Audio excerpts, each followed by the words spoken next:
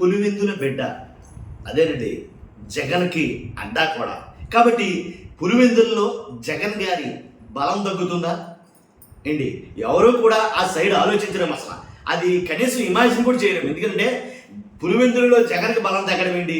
అసలు పులివెందుల పులి జగన్ అని వైసీపీ నాయకులు తమ అభిమానులు అందరూ చెప్పుకుంటూ ఉంటారు. కానీ నేను చెప్పబోయే వివరణ ఏంటంటే జగన్ గారికి అక్కడ అంటే పులివెందులలో ప్రాధాన్యత లేదా బలం తగ్గుతుందేమో అని నాకు అనిపించింది. ఎందుకు అనిపించింది ఏంటనేది వివరాలు లేకుండా మాత్రం మాట్లాడడం. ఎందుకంటే ముఖ్యమంత్రులతోటి మాట్లాడినప్పుడు, కాబట్టి మాజీ ముఖ్యమంత్రి ఆయన గురించి మాట్లాడినప్పుడు ఆ మాత్రం వివరాలు లేకుండా మాట్లాడటం అంటే జరగని పని. కాబట్టి కొద్ది గొప్ప తగ్గుతుందేమో అనే అభిప్రాయం నాకు వచ్చింది. కొన్ని వివరణ ఉంది, కొన్ని సంఘటనలు బట్టి వాటిని బేస్ చేసుకుని ఈ మాటలు మాట్లాడుతున్నాను. ఎందుకు జగన్ గారి బలం తగ్గిందో మీకు తెలియాలంటే, తగ్గుతుంది అని ఎందుకన్నా తెలియాలంటే వీడియో ఎండ వరకైతే చూడండి, ఎక్కడా స్కిప్ చేయొద్దు. ఫస్ట్ అయితే కనుక లైక్ చేయండి. లైక్ చేస్తే నాకు మోటివేషన్ ఉంటుంది, ఎక్కువ మందికి ఇన్ఫర్మేషన్ షేర్ అవుతుంది. లైక్ చేయడం మీ బాధ్యత అని చెప్తాను నేను. అంతేకాదు కొత్తగా మన ఛానల్ చూస్తే పక్కాగా సబ్స్క్రైబ్ చేయండి. మీ అమూల్యమైన అభిప్రాయాన్ని కామెంట్ రూపంలో తెలియజేయండి. ఫస్ట్ లైక్ చేయండి. జగన్ గారి బలం తగ్గిందా? ఎందుకంటే ఇప్పుడు జరగబోయే జడ్పీటీసీ ఎన్నికల గురించి టీడీపీ మాట్లాడుతున్న మాటలు ఇవి నేను మాట్లాడే మాటలు కాదు, టీడీపీ మాట్లాడుతున్న మాటలు.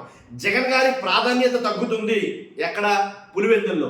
కాబట్టి ఇలాంటి టైంలోనే జెండా పాతంగే అనే మాటలైతే మాట్లాడుతుంది కదా. ఎందుకంటే జడ్పీటీసీ ఎన్నికలు కడపలో జరుగుతున్న జడ్పీటీసీ 2 స్థానాల ఎన్నికలకి ఇప్పుడు ఎక్కువ ప్రాధాన్యత సంతరించుకుంది. ఎందుకంటే అక్కడ జడ్పీటీసీ ఎన్నికలు ఒంటిమెట్లోను అలాగే పులివెందులో. ఒంటిమెట్టు కొంచెం పక్కన పెడితే మెయిన్ ఇంపార్టెంట్ పులివెందుల. మొత్తం రాష్ట్రం మొత్తం ఆ పులివెందుల జడ్పీటీసీ ఎన్నిక వైపు వస్తుంది. కాబట్టి జగన్ గారు కానీ అటు చంద్రబాబు నాయుడు గారు కానీ పవన్ కళ్యాణ్ గారు కానీ దీన్ని ప్రెస్టేజ్ ఇష్యూగా తీసుకుంటారు అని అయితే కొన్ని వర్గాలు మాట్లాడుతున్నాయి. రాజకీయ నిపుణులు అందరూ మాట్లాడేది ఏంటంటే అక్కడ జరిగేది అసలు జడ్పీటీసీ ఎన్నికే కాదు, ఒక రకంగా ఎమ్మెల్యే ఎన్నిక జరుగుతున్నట్టే. దాంట్లో ఎలాంటి డౌట్ లేదు. జగన్కి అలాగే చంద్రబాబు నాయుడుకి వాళ్ళిద్దరికి మధ్య జరుగుతున్న ఎన్నిక అనేది కొంతమంది రాజకీయ విశ్లేషకులు మాట్లాడుతున్నారు. కాబట్టేనేమో జగన్మోహన్ రెడ్డి గారు మంత్రి అయిన వైఎస్ అవినాష్ రెడ్డి గారు అక్కడ నిత్యం ఉండి పని అయితే చేస్తాడు. కాబట్టి ఎన్నికలను ఎవరు ఆషామాషిగా తీసుకోవట్లేదు అనేది మాట్లాడతారు. ఎందుకు బలం తగ్గింది? ఆ కారణం చెప్పు అని అంటే కనుక ఫస్ట్ వైఎస్ఆర్సీపీ కీలక నేతలు కొంతమంది పులివెందుల్లో అంటే కింద మండల స్థాయి నాయకులు చాలా మంది టీడీపీ వైపు అయితే కనుక మళ్ళుతున్నారన్నమాట వాస్తవమే. వాళ్ళలో ప్రధానంగా ఒక నాయకుడు కీలక నేత ఎవరైతే పుష్పనాథ్ రెడ్డి ఉన్నారో జస్ట్ 1 month బ్యాకే ఏంటి టీడీపీలోకి అయితే వెళ్ళిపోవడం జరిగింది. కానీ టీడీపీలో ఉండే బీటెక్ రవి ఇలాంటి వాళ్ళందరినీ ఆకర్షించి తమ వైపుకు లాక్కున్నాడు. ఎప్పుడు లేనిది, అసలు ఎప్పుడు జరగంది.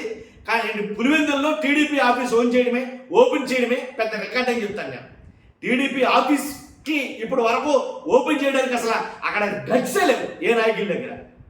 అలాంటిది ఇప్పుడు ఓపెన్ చేస్తారా అంటే కనుక అది ఒక రకంగా వాళ్ళకు ఒక ఛాలెంజ్ లాంటిదే నిజంగా.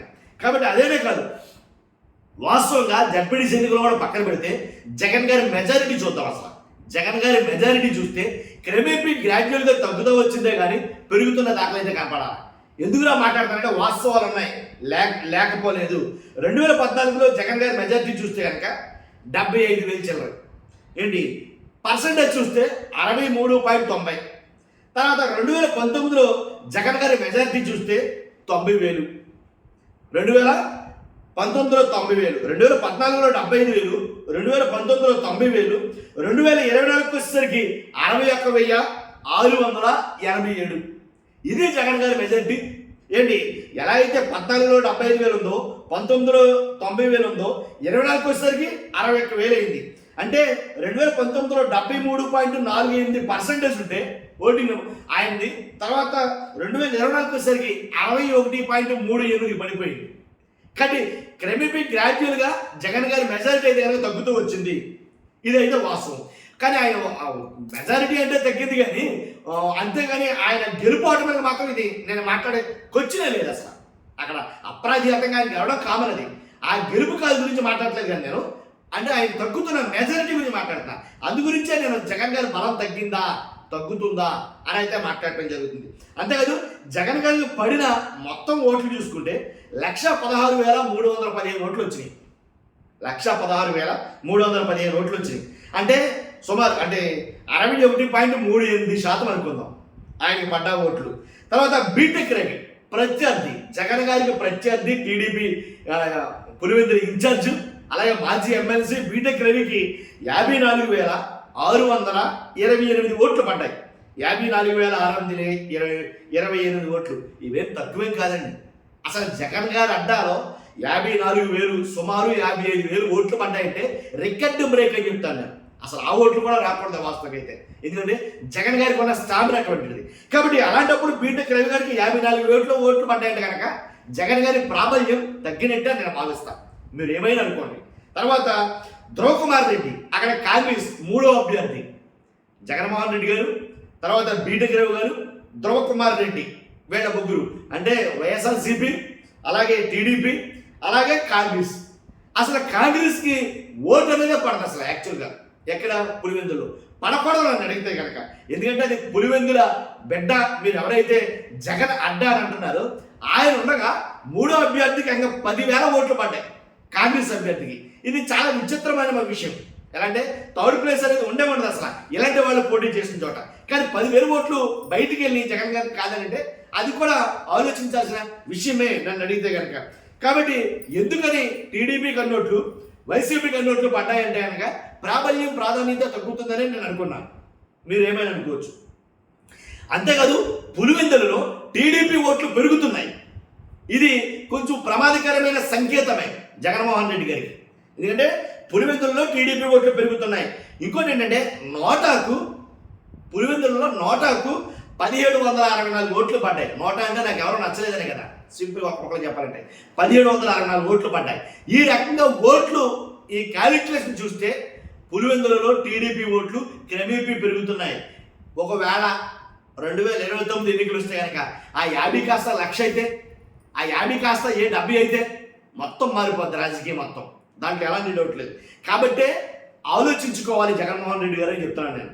2019తో పోలిస్తే 22,000, 2014తో పోలిస్తే 14,000 ఏంటి పెరిగాయి, ఓట్లు పెరిగాయి టీడీపీకి. కాబట్టి ఒక రకంగా చెప్పుకోవాలంటే కనుక కడపలో మహానాడు పెట్టడం గల కారణం కూడా అదే.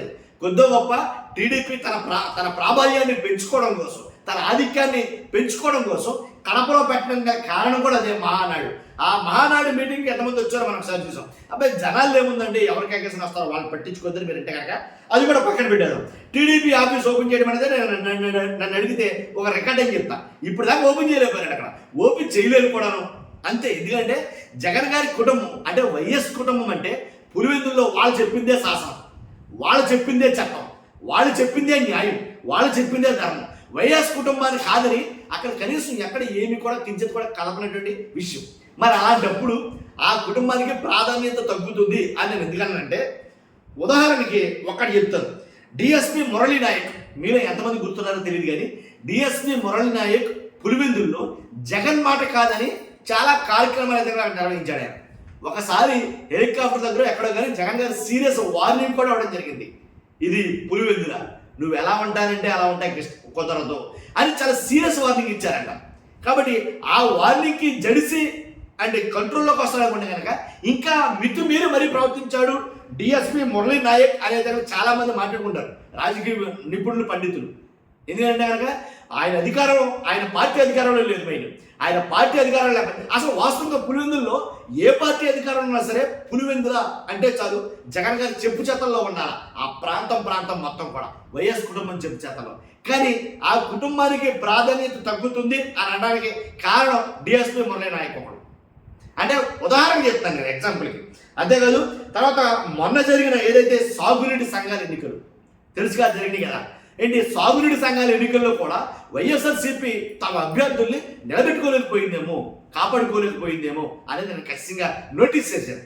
ఎందుకని అంటున్నానంటే కొన్ని చోట్ల అభ్యర్థులు కూడా వైసీపీ నిలబెట్టుకోలేకపోవడంతో చాలా ఇమేజ్ డౌన్ఫాల్లోకి స్టార్ట్ అయిందేమో అని చాలామంది రాజకీయ విశ్లేషకులు మాట్లాడారు.